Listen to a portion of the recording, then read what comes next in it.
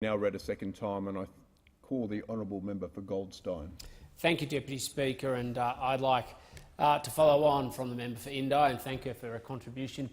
in this debate, because I think the support for this piece of legislation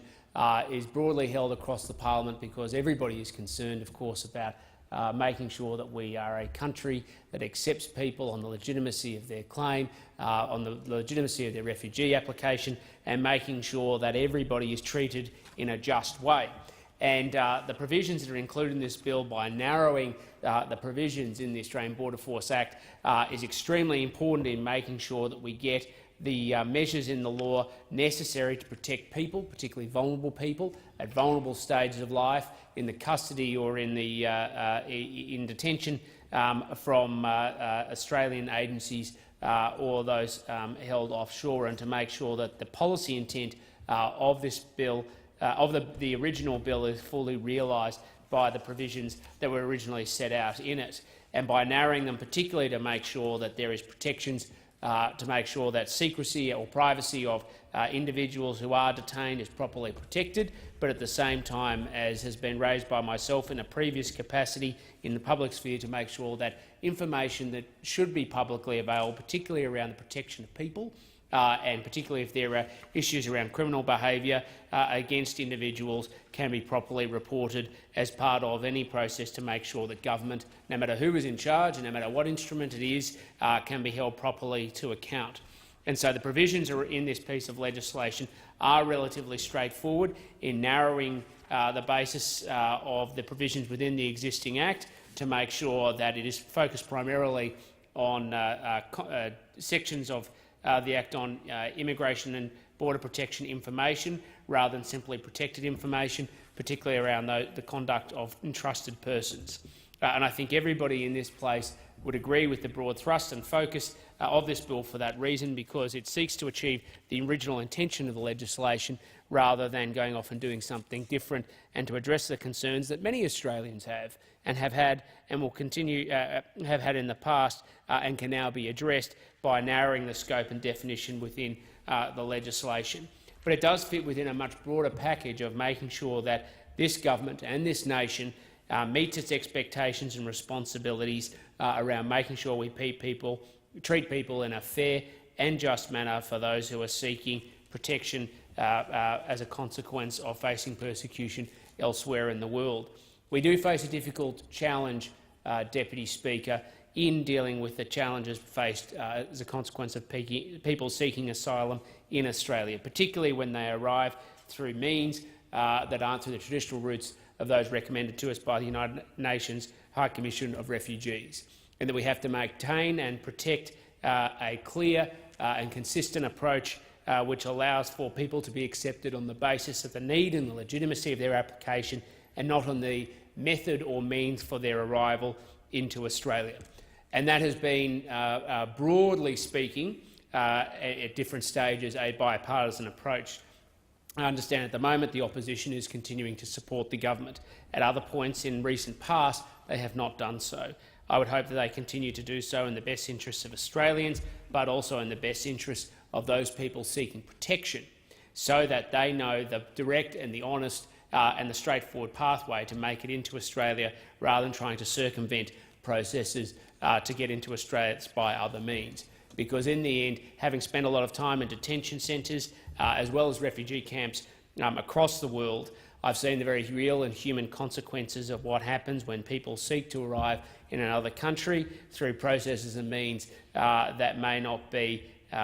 consistent with the country that they are seeking to enter and which they are prepared to accept. Because in the end, there are tens of thousands, hundreds of thousands of people, millions of people all around the world who are either displaced or seeking refugee protection as a consequence of circumstances outside of their control. And as one of many countries that takes this issue very seriously, and the need to be able to provide people with protection as a consequence of those circumstances, we need to have a process and a system that people have confidence in. Particularly in countries like ours, they need to have confidence in them that people are being accepted on the basis of need and of the basis of the very real risk of persecution, rather than simply the way they self-identify or make their means or process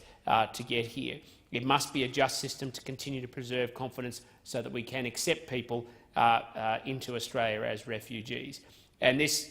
simple bill around refining the content and the detail within the Australian Border Force Act seeks to achieve that. To follow on from the previous member, I've had a number of constituents who continue to raise with me as well concerns around the operation of Manus Island and the Nauru Detention Centre, the conditions that people face, and making sure that they are treated in a fair and just manner, and consistently raise those issues, both again in my former capacity and in my current capacity, in making sure that people are being treated with dignity and respect. I do want to stress to all of the constituents of the good electorate of Goldstein is that this is something that's very much at the fore of the government's mind, around making sure that people are treated with dignity and respect, but in addition to that, to make sure that their time in detention is diminished and reducing. And that's why the deal that has been secured with the United States to get people off Manus Island and Nauru has been secured, to try and minimise the time people are held in offshore detention and are then able to move on with their lives. It's obviously in their interests. It's obviously in their interest because it gives them the opportunity to realise what they're always seeking, which is to live a life free from persecution, but then to be able to go on and do it in an environment where they're able to live out their hopes, their dreams, provide the opportunity for the foundation or formation of a family, and to be able to secure work and opportunity. And that should always be the objective when people are facing persecution, not just to protect them and make them safe, but provide them the foundations and opportunity for them to be able to get on with their lives, as we would hope for our fellow citizens as well. So this has been a long process and a difficult process, but it continues to be the objective of this government. In addition to that, of course, it's very much in our national interest to do so, because while we are being very supportive and generous to tens of thousands of people who come to Australia as refugees and providing them with the support and assistance they need, there is no national interest on our part in holding people in detention any longer than necessary, because when it comes down to it, we need people to be able to move on with their lives as part of a package of maintaining a strong protection for border security, that the Australian people have confidence in, that the government has confidence in, but that we equally want people who are in long-term in detention centres to spend as little time there as possible. It's obviously financially beneficial to everybody, but more importantly, it's about people being able to move on with their lives. And if there are problems associated with that, that we must be free within the context, while respecting privacy of the cases of individual people, to be able to provide information that's appropriate in the public domain, because government always needs to be held to account. When it comes down to it, as someone who's had a long-standing advocacy in this space, as well as holding government account more generally, I'm always cautious about any measure that limits the capacity for information to be reported about government. That's not a partisan point when the Liberals in office, Labor's in office, or anyone else is in office. That's a point of principle. In fact, it goes to one of the core reasons about why I am a Liberal, because whenever you have centralised power, no matter who is in a position to exercise it, we pose the risk that people may choose to limit the information that's freely available to the advancement and the protection of the interests of those in positions of power and responsibility. And in many cases, that's at the core of why people flee from countries, because they experience persecution in the first place. And that's why this bill and this provision seeks to clarify what was long-standing practice under the existing bill, but to clarify it for everybody so that it can continue to operate into the future, where the Australian Border Force Act is one that seeks to be a realisation of government aspiration and policy around refugees, but at the same time make sure that government can be appropriately held to account for its conduct, no matter who is in office, and so that all Australians can look to their government with confidence that they are doing the best, the noble and the humanitarian thing. Thank you, Deputy Speaker.